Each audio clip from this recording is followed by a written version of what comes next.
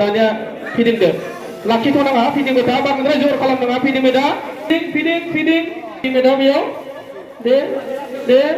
दे फैबाय लाखि नाम्बार 1 दानिया लाखि नाम्बार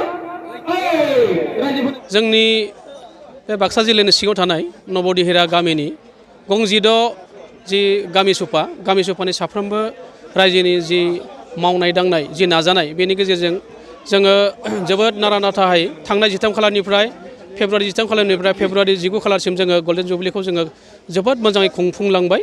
बेयाव आङो धन्यबाद होगोन आंनि फालनिफ्राय जोंनि प्रसासनखौ आं धन्यबाद होगोन जोंनि पुलिस प्रसासन लोगोसे गभर्नमेन्ट प्रसासनखौ आरो रायजो राजाखौ।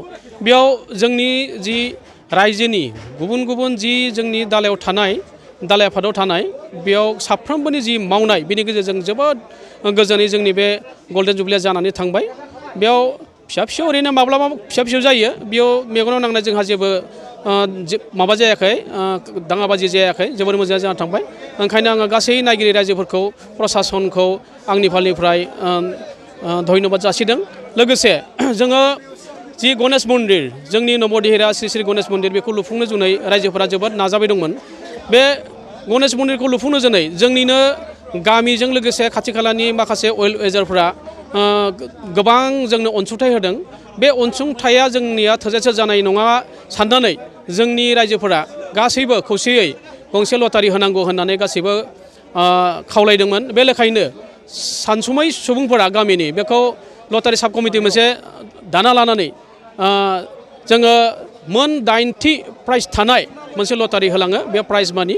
दा दिनै बियो जोंनिनो अनजालु जोंनिनो रेसपेक्टेड मानगोनां मन्टु बर' सार एम.स बिथांनि नुजाथिनायाव आरो जोंनिनो खाथि खालानि जोंनिनो सिके प्राइमारि बर' साहित्य सभानि नेहाथारि खरगेश्वर बसुमतारी आरो हिमगिरि बड' हाइस्कुलनि गाहाय फोरोंगिरि सिजेन गयारि सार, जोंनिनो जाला हाइस्कुलनि एसिस्टेन्ट टिचार सबिन बर' सार आरो बारग' नेहाथारि जोंनि सिके प्राइमारिनि बिथां बिजु बसुमतारी सार, आरोबाव लन्थिबारि एल.पि. स्कुलनि लेङाइ फोरोंगिरि बिथां हेमे ब्रह्म सार बिथांमोननि जाजखौ लानानै आरो गासैबो रायजोफोरनि नुजाथिनायाव जोङो दिनै बे लटारिखौ मावफुंबाय।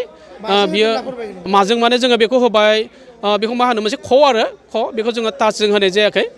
ख' आरो बेयाव गुथि दङमोन बे गुथिनि गेजेरजों जोङो बेखौ होनाय जादों। बेयो खोब बयनिबो मोनसे गनायथाव मोनसे बे खेला बेखौ सरासर बेजोंनो गेलेनाय जायो। गिदिर गिदिर खेलाफोरखौ बिदिनो गेलेनाय जायो। हावलियावबो आंखालना बिदिनो गेलेयो नाथाय बिथांमोना आखाइजों फिदिङालासिनो सुइस होयो नाथाय सिस्टेमा एखे जों बिदि होदों आरो।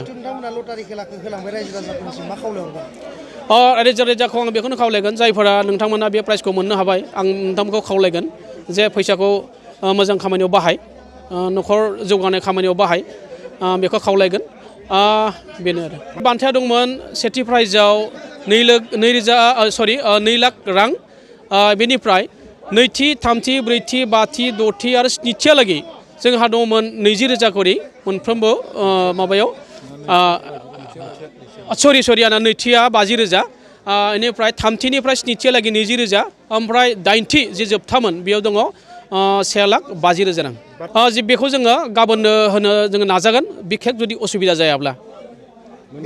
जों बेखौ 15 सान जों नेगोन नाथाय ओरैबायदि मालाबा सम फैनोबो हागौ जाय सुबुङा माबा मोनसे कारनाव जुदि हस्पिटाल जाना दङब्ला बिथाङा जुदि जोंजों मोजां जुदि कानेक्सन खालामोब्ला जों बेखौ जोङो एसे नेगोन आरो दाना प्रेक्टिकेल जुदि असुबिदा जायोब्ला जोङो 15 साननिख्रुइ जोङो उनसिमबो नेगोन आरो 15 साननि गेजेराव जोङो लांफैनांगौ होननानै नोंथांमोनखौ जों खावलायगोन जायफ्रा प्राइजखौ मोननो हादों। गिबियावनो आङो बयनिसिमबो आंनि सापागुरि कख्लाबारि गुदि बर' थुनलाइ आफादनिफ्राय आङो गाहाम हामलायनाय जासिग्रोबाय।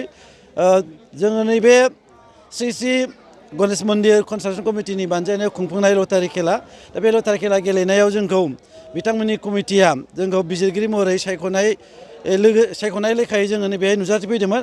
दा बेहाय फैनानै जोङो लटारि खेलाखौ जोङो मोजाङै गेलेनायखौ नुनो मोन्दों आरो बेहाय जिहेथु जोंनो जाज महरै दंमोन बेनिखायनो बिथांमोननि जिखिनि खेला होनाय बा लटारि गेलेनाय बेयो मोजाङै जाफुंदों होननानै आं सानदों आरो बे खेला होनायनि गेजेरजों बिथांमोननि जिखिनि जायगानि जौगानाय बियो जाफुंसारदों होननानै आङो मिजिंथिनाय जाबाय। बिथांमोनहा हाउसि होननाय मोनसे एपारेटासजों बेखौ खुंफुंनाय जादों। खेलाया जेनुइनानो जादों मानोना जोंनो बेहाय बिजिरगिरि महरै जोङो दङमोन जिहेतु बेनिखायनो जोङो बे बिजिरनायनि गेजेरजों जों नुनो मोनबाय खेलाया थारैनो जादों आरो मोजाङैनो जादों होननानै आङो बुंनो सानो रायजोनिथ' जेबो अजद थानाङा मानो होनबा जोंनि नोजोराव जायखिजाया खेलाया मोजाङैनो जादों रायजो राजाखौ बेखौनो खावलायनो सानदों आङो जाहाथे बेहाय जिहेतु 9 प्राइज दङ दा बेहाय 7 मानसियाल' मोनगोन दा बेहाय जायफोरा बिथांमोना मोनाखैमोन बिथांमोना दुखु जानाङा आरो बे जायफोर लटारि लादों बिथांमोना नैबे श्री गणेश मन्दिरनि कनस्ट्राक्सन कमिटिनि मुङाव दान होदों होननानै आङो बेखौ सानना लाथों होननानै बिथांमोनखौ खावलायनाय जायो।